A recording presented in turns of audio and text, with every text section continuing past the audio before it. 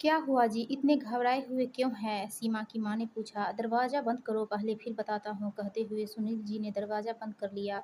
अरे बाहर मेहमान हैं, बेटी को हल्दी लग रही है, मेहमान क्या कहेंगे? कुछ तो बोलिए, भगवान के लिए मेरा दिल बैठा जा रहा है।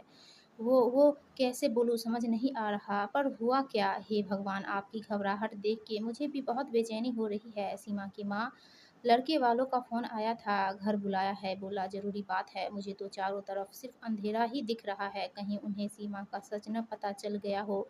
फिर हम क्या करेंगे? हे भगवान! चौथी बार शादी कट गई तो फिर हमारी बेटी घर पे ही रह जाएगी। 35 साल की हो गई है सीमा, समाज में किसी को मुँह दिखाने लायक नहीं रहेंगे और सीमा तो पहले से ही शादी के खिलाफ थी। हे प्रभु! अब बस बहुत हुआ, कब तक उस गलती की सज़ा हम लोगों को देगा?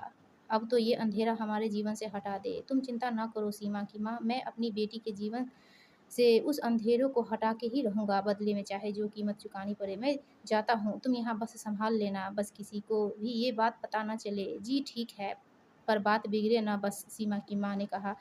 सुनील जी जैसे ही लड़के वालों के घर पहुँचे, उनके अंदाज़ बदले हुए थे। रमन के पिता ने कहा, सुनील जी बाहर आइए, बात करते हैं। जी, जी, ज़रूर आइए, कहिए क्या कहना है? जी, हमें सीमा का सच पता चल गया और इसी की वजह से उसकी पहले भी 3 शादियाँ कट गई थी। क्यों सही कहा ना मैंने? सर झुकाए हुए सुनील जी ने स्वीकृति में सर झुका लिया, हाथ जोड़ के खड़े हो गए। सिर्फ़ इतना बोल पाए, सीमा निर्दोष है और रो पड़े और बोले, अब हमारी इज़्ज़त आपके हाथ में है मेहता साहब। सीमा को हल्दी लग चुकी है, कल बारात आने का मेहमान और सीमा इंतज़ार कर रही हैं। हाँ, सही कहा आपने, पर हम भी मजबूर हैं, समाज ऐसी लड़कियों को कहाँ स्वीकार करता है। हमारी एक शर्त है, जो आप पूरी कर दें तो। जी कहिए ना, मैं हर शर्त मानने को तैयार हूँ। ठीक है, फिर आप अपना बंगला हमारे बेटे के नाम कर दीजिए और सड़क वाली ज़मीन भी। वैसे भी आपका बेटा तो कौन-सा इस छोटे शहर में रहने वाला है, आगे चल के वो किसी और को बेच दे। इससे अच्छा कि आप हमारे नाम ही कर दीजिए। पर अच्छा ठीक है, लेकिन बारात आने पर ही मैं ये पेपर साइन करूँगा। ठीक है, पर ये बात हमारे और आपके बीच ही रहनी चाहिए। सुनील जी घर आने से पहले पलट के सिर्फ़ इतना कहा कि रमन को ये बात कभी भी पता ना चलने पाए। सुनील जी आप निश्चिंत रहिए अब। इधर सीमा की माँ सुनील जी का बेसब्री से इंतज़ार कर रही थी। पलकें घर की चौखट पे टिक गई थी। सुनील जी को आता देख जैसे ही उनके पास जाने का सोचा तो उन्होंने आँखों से सब ठीक होने का इशारा किया। सीमा की माँ के कदम वहीं रुक गए, पर अनहोनी की आशंका उनको हो चुकी थी। सीमा ने अपने माँ-पापा के चेहरे की बेचैनी को भाँपते हुए माँ से पूछा, "क्या हुआ? माँ कुछ तो नहीं?"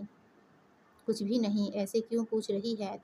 बेटा कोई बात नहीं, बस तू कल चली जाएगी ना? बस यही सोच रही थी कि अब कैसे रहूँगी। अगले दिन शाम को बारात आनी थी। सुनील जी ने सारी बात अपनी पत्नी और बेटे को बुला के बताई कि अब ये घर सीमा के ससुराल वालों के नाम हो जाएगा। तो सीमा की माँ ने कहा, लेकिन हम कहाँ जाएँगे जी? और राहुल भी अभी पढ़ ही रहा है। कोई बात नहीं माँ, दीदी की खुशी से बढ़ के ये घर नहीं हमारे लिए, और 1 साल बाद तो मुझे नौकरी लग ही जाएगा, तब हम नया घर ले लेंगे, तब तक कहीं किराए का घर देख लेंगे। इतना सुनते ही सीमा की माँ रोने लगी।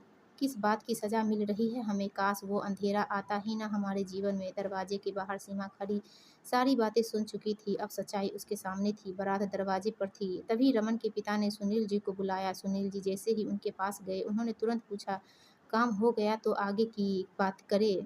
तभी पीछे से सीमा की आवाज़ आई, हाँ, हो गया अंकल जी, पुलिस खड़ी है आपके स्वागत में। रमन के पिता का गुस्सा 7वें आसमान पे था। उन्होंने बोला, लड़की तुम्हारी इतनी हिम्मत कि हमारी बेइज़्ज़ती करो, चरित्रहीन कहीं की, इसलिए 3 बार तेरी शादी टूटी। तुझसे कौन शादी करेगा जो पहले ही अपनी इज़्ज़त गँवा चुकी हो। वो तो तेरे बाप पे तरस खा के हम तैयार हो गए थे शादी के लिए। अगर तेरा सच यहाँ लोगों को पता हो जाए तो कोई तुझसे शादी नहीं करेगा, जीवन भर कुँवारी ही रह जाएगी, समझी? फिर तो बहुत अच्छी बात है। अगर कोई 11 साल की उम्र में मेरे साथ हुए ज़बरदस्ती को मेरे चरित्र से जोड़ के देखता है, अगर किसी महिला का बलात्कार होने से वो चरित्रहीन और अशुद्ध हो जाती है, तो नहीं करनी मुझे शादी ऐसे इंसान से जिसकी सोच इतनी घटिया हो। और ये सच्चाई मैंने खुद बताई थी रमन को, ताकि वो किसी अंधकार में ना रहे। रिश्ते की शुरुआत सच से हो, पर मुझे नहीं पता था कि आप बाप-बेटे सच जान के उसका ऐसा फ़ायदा उठाएँगे। और हाँ, अब पुलिस को ये भी बताइए कि रमन की पहली पत्नी 2 दिन में ही क्यों दुनिया छोड़ के चली गई? सुनील जी सीमा की तरफ देखने लगे तो सीमा ने कहा, हाँ पापा, मैंने ही रमन को अपना सच बताया था और इन लोगों ने रमन की पहली शादी की बात हमसे छुपाई थी। पापा, ये घर आपका था और आपका ही रहेगा। माँ, रोइए मत। तब मैं छोटी थी, मुझे चारों तरफ अंधेरा और हर कोई गलत ही दिख रहा था। जिसने जैसा बोला मैंने वही किया और गलत के लिए आवाज़ नहीं उठा पाई। पर अब नहीं, अब मैं गलत बर्दाश्त नहीं करूँगी। क्यों सिर्फ़ और सिर्फ़ औरत के ही चरित्र की परीक्षा होती है। वो मेरे जीवन का अंधेरा था, जो अब छँट चुका है। अब मैं अपने डर पे जीत चुकी हूँ। माँ, क्या बिना शादी के एक औरत समाज में सम्मान नहीं पा सकती? क्या औरत सिर्फ़ शादी करके ही पूरी हो सकती है? नहीं ना, मैं इस विवाह से इनकार करती हूँ। दोस्तों, आपको ये कहानी अच्छी लगी तो प्लीज़ हमारे वीडियो को लाइक कीजिए और चैनल को सब्सक्राइब